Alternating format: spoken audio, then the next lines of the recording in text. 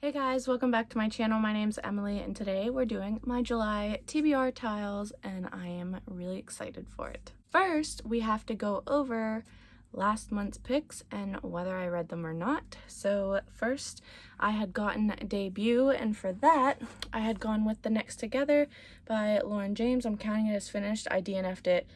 Really sad about it, honestly, and yeah, but I completed it, so. Then I had gotten Map, and for that, I had picked Crescent City because it has a beautiful map, and I did read this and I'm so happy to have finally gotten to it. Then I had gotten LGBT plus author, and originally I had chosen Isabel Sterling for This Coven Won't Break, I think, but if you've seen my vlog, I was gonna post another vlog, but I don't think it'll go up, and it probably didn't, and you will be seeing this anyway on the 1st of July, so who cares. But I did read a bunch of Seanan McGuire books. These 3 are rereads, but these 2 are not, so I'm counting it completed because Seanan McGuire does fall under the LGBT plus rep. So that is completed, and I am counting those because I had them out as audiobooks, and that was how I read them. So audiobooks from the library, like I said, library picks can replace any other picks. So that one was completed. Then we had gotten Feed Scroll, and I ended up getting Zodiac Academy.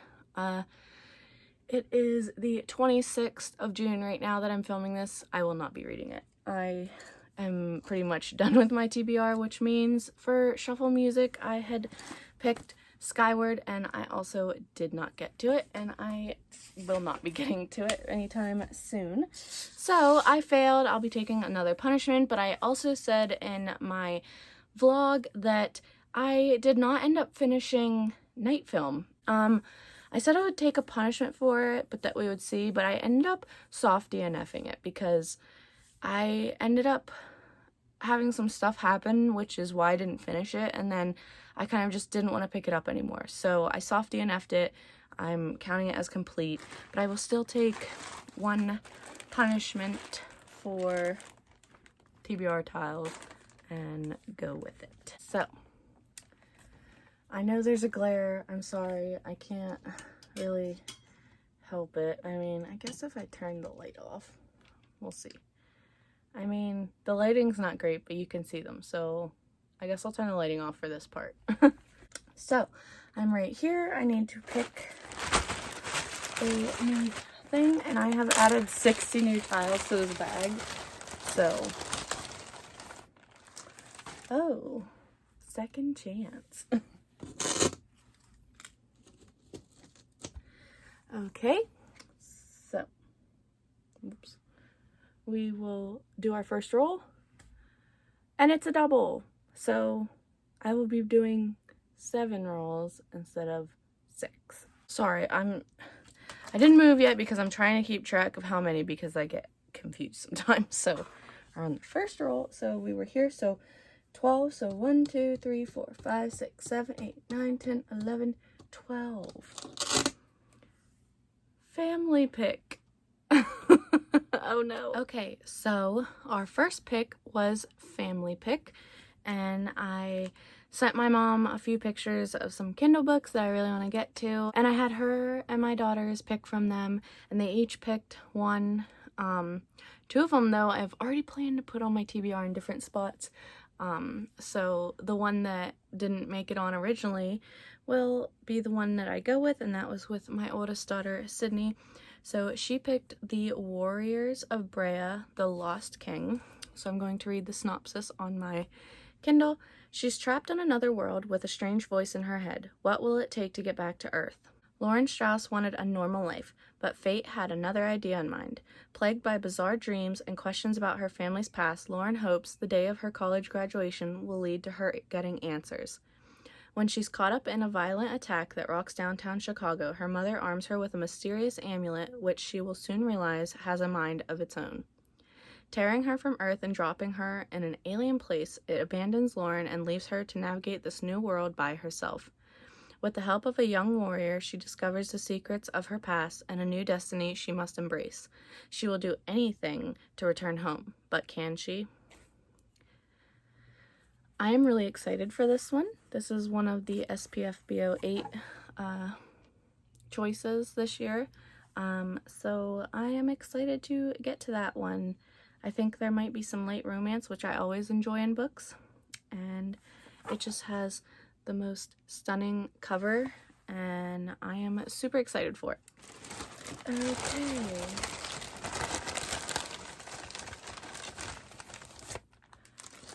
Cozy Mystery. Okay, next roll. 9. 1, 2, 3, 4, 5, 6, 7, 8, 9. Ooh. Tarot. So for this, I'll just pull from the tarot deck I have and try and find something that is kind of similar to the tarot card. So next we got tarot, and for this, I'm going to shuffle some tarot cards and pick a book that best represents that tarot card. So I have the Tarot of the Divine deck, so that's this one, and I have to shuffle them really good because I haven't shuffled them yet, and yeah, so we're just gonna shuffle, shuffle, shuffle, shuffle. These have so many gorgeous pictures, so like that one's amazing, cute, love them, so pretty. That's why I got them. The artwork is stunning. I could look at these all day, every day. Literally, I could probably hang them all up in a picture thing and be content to just stare at them. They're so beautiful. So, all right, we're gonna pick the one on top. Ooh, King of Wands, stunning artwork. So I've got the little guidebook that goes with it, and here's the King of Wands. The King of Wands, the Phoenix. It is East Asian mythology. The King of Wands is a symbol of strength. The legend of the Phoenix spans many cultures, but in all of them, the Firebird represents nobility, rebirth, strength, and loyalty. So the upright is honesty, passion, leadership, charm, flexibility. Reversed is tyranny, lack of harmony, weakness, volatility. Ooh. I'm gonna have to think about this for a second. So, okay, so I think I figured out what I'm going to pick for this one. I'm gonna go with the Guardian of the Ward. I love this cover. It's unique and cute, and I just can't get over, like, the teddy bear with the sword. So I'm going to read the synopsis. An empire in ruin after a great betrayal, an order of warrior souls infused in teddy bears and demons, monsters, and traitors around every corner. The world is filled with demons, monsters, and traitors. All things Earth, a legendary guardian and slayer of monsters, has sworn to battle. After a devastating fight, he discovers a mysterious gem and a plot that threatens him and all he holds dear. He must go on a journey to capture a smith forging mysterious artifacts before he loses everything. But the cast fate doesn't solely rest in Earth's hands. A student struggles to find purpose in a deadly, secret tournament. A scout must make the impossible decision between duty and family, and a spy master embarks on a quest to expose a conspiracy destined to annihilate the collapsing empire. A handful of individuals hold the fate of an empire in their hands. Will they succeed, or will cast crumble to dust? So, I'm going with these souls that are kind of like infused into these teddy bears, so kind of like a rebirth of sorts. They have a loyalty to cast, I think it is, or a loyalty to whatever they're doing. And strength. They're warriors, so they have to have some kind of strength, not like the physical kind, but like mentally too, And nobility, I guess if they're like warriors, they kind of have some kind of standing. So yeah, we're just going with it. Stunning artwork, amazing cover, and I am really excited for this one. Perfect for fall.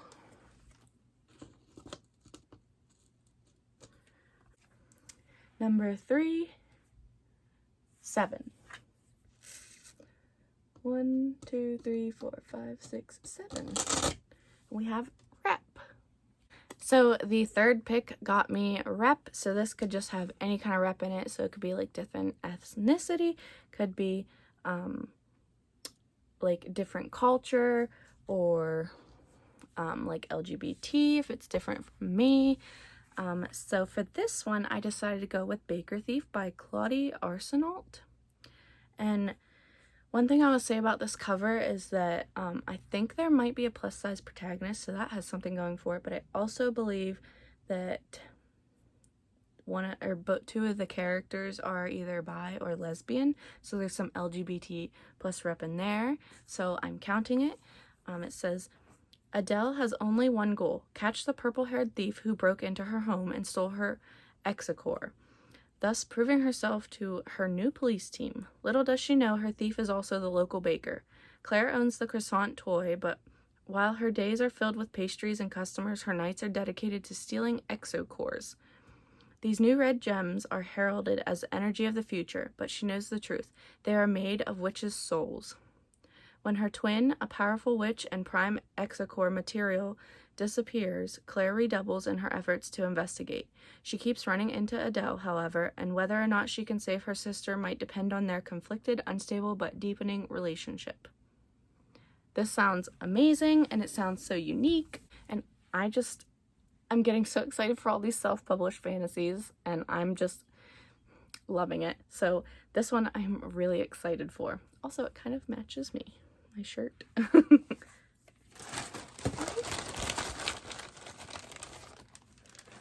Oh, Gilmore Girls. So for this one, it's just reading a book that was on Rory Gilmore's reading list. It can be any of them. Okay, number 4. 4? 1, 2, 3, 4. Underwhelming cover. So this is a cover that's like not the greatest, and it's very underwhelming. Obviously, underwhelming cover. Next, we got underwhelming cover. So like I said before, for this one, this just could be a cover that's very underwhelming to me. It might not be the best cover. I don't want to call it ugly, so we're just gonna go with underwhelming. And for that one, I think I am going to go with Sekhmet by Grace J. Roberts. I don't want to say it's too bad, but I really hate characters on covers like this. I don't think it always looks the nicest, so I don't know, it just doesn't, it's not my favorite, so we're gonna go with it. It says, what do you do when dreams become nightmares and nightmares become reality? Anya just wanted a normal life. A life-threatening accident as a child has left her with a mysterious, unwanted power, but at last she seems to be getting closer to her goal. She's earned a place at a university. Things are looking up, right? Nick isn't sure he's cut out for this paranormal existence anymore. With 2 successive jobs having gone sideways, he's having second thoughts, but when an old friend asks for a favor, he can't say no. Keeping an eye on a first-year student at Cambridge doesn't sound that dangerous. What could go wrong? Anya and Nick both reckoned without sinister forces who want Anya and who want Nick out of the way permanently. On the run, they have to find a way to work together against enemies who are far more personal than either of them suspects, or risk bringing about the end of the world. It says for fans of the Dresden Files, and Percy Jackson will love this series. So I'm really interested in it. It caught my eye because I do love the Percy Jackson series, so I wanted to see how that works. There might be some romance, and we know I like some romance and things, so I'm excited to get to this one. It is another, most of these, actually all of these, have been SPFBO books, so I'm happy about it.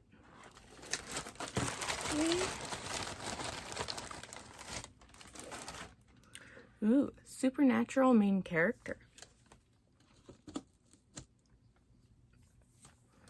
Okay, roll number 5. 6. 1, 2, 3, 4, 5, 6. Color. So I can either pick a book that has a color in the title, I can do a random color generator, or, you know, something along those lines. So for the 5th pick, we got colors. So I'm just going to do a random color generator. So I'm going to click Pearl Light Gray. Pearl Light Gray? How am I supposed to work with Pearl Light Gray? Okay, so for Pearl Light Gray, I am going to go with Kingdom of Essence by Holly Carlson. And the cover is pretty much gray, so it works perfectly. To survive here, you either grow wings or claws. Elitsa Serlov only cares about 2 things: earning enough money to start a new life and finding the rogue mage who murdered her mother. But years without leads have left her jaded, and she won't let anyone, friend or foe, get in her way. In Cascrea, anyone can use magic if they're desperate enough to rent relics from the tower, a corrupt guild of mages more concerned with their own wealth than the welfare of the people.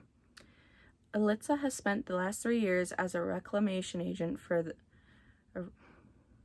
Elitsa has spent the last 3 years as a reclamation agent for the guild, hunting down her own people for precious coin in the hope of uncovering what happened to her mother. Just 1 week before her contract with the tower is set to expire, Elitsa is coerced into a dangerous conspiracy by a gang of rebellious thieves. With her loyalty to the tower in question, Elitsa must decide between her quest for revenge and charting a new course for her life. With captivating characters, daring heists, and dangerous magic, this enchanting fantasy adventure spins a tale about the power of hope and friendship and our connection to the world around us. Sounds amazing. Love the color. I love that it's mostly black and white and her eyes are like this stunning blue. So pretty. I'm really excited for this. Okay, roll number 6, 11. Oh crap. Hold on, we'll come back to that in a second. First I gotta replace that. A self-pub physical read.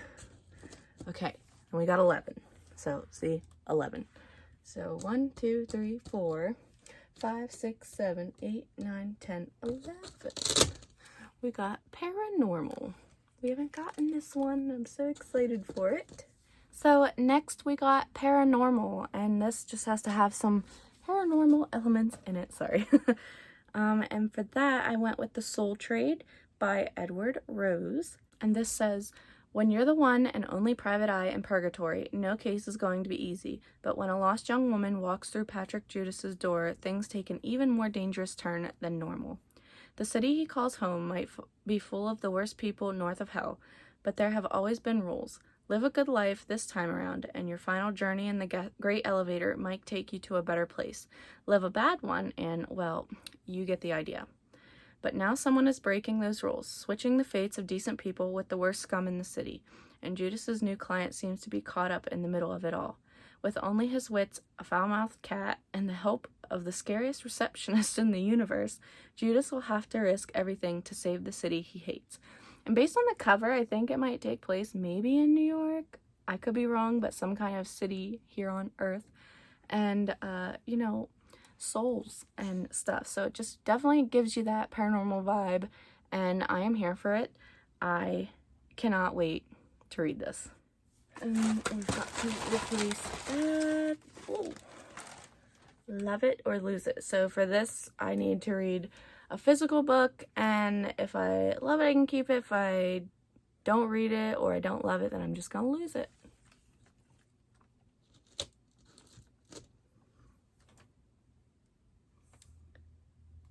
And hopefully our 7th and final roll. 3. 1, 2, 3. This one is great. Inspired by. I'm going to put my little arrow back since that was the last one. And we ended up with a total of 7 rolls, which I don't know how I feel about. So there it is. For our 7th and final pick, finally, we got inspired by. So that could just be inspired by a person, place, thing. For me, I think I'm gonna go with I'm inspired by the SPFBO 8. I know I'm just talking about them so much and I haven't even explained what they are, but I have a video coming. It should be up after this one soon. So just keep your eye out for that. But I'm gonna pick a book based on that. So I think I will probably go with, ooh, why is this so hard? I'm gonna go with The Lost Sentinel by Emma L. Adams. Again, another pretty cover. They say the country of Zootan no longer has any need for heroes. Quests have been completed, the great powers have withdrawn from the world, and the sentinels who guard the last relics are largely forgotten. Unlike their neighbors in the country of Aston, whose invokers wield the magic of the deities in exchange for glory and prestige, they leave the gods alone, and the gods extend the same courtesy to them. When Zootan's last sentinel disappears, Zell, her granddaughter, intends to track her down. Instead, she runs into an Astinian stranger with no memories of his past, who claims to be looking for a long-lost relic hidden in the mountains by the first sentinels. To Zell, the rumors of lost relics are just stories told to trick gullible travelers, but the hordes of enemies on the stranger's tale suggest otherwise. Armed with nothing but her grandmother's sentient and temperamental magical staff, I love that, Zell finds herself tasked with keeping them both alive. Between monstrous beasts, magical storms, and an enthusiastic but inept aspiring assassin and her dragon sidekick, Zell has her work cut out if she wants to survive long enough to save her grandmother and prevent the destruction of a nation. Maybe Zootan is in need of a few heroes after all. I love this. Like, can we just talk about the staff? Like, it just reminds me of the sword in Warbreaker by Brandon Sanderson, and I'm getting those vibes from it. And also the dragon sidekick with the aspiring, enthusiastic assassin. Like, this just sounds so good. I am so excited for it, and oh god, I can't wait to get to all of these. This TBR, fingers crossed that this one is the one that gets completely completed, and I love every single one of them. Okay, so that was all 7 of my picks. I'm so excited for it, and I'm so happy to have like a whole self-published fantasy TBR this month of July. I hope you enjoyed this video. I hope maybe that some of these sounded interesting to you and that you will try and check some of them out. And yeah, so like this video if you liked it, comment down below letting me know if you are keeping track of the SPFBO books, and subscribe if you want to. I would greatly appreciate it. And until my next video, I will see you guys again soon. Bye!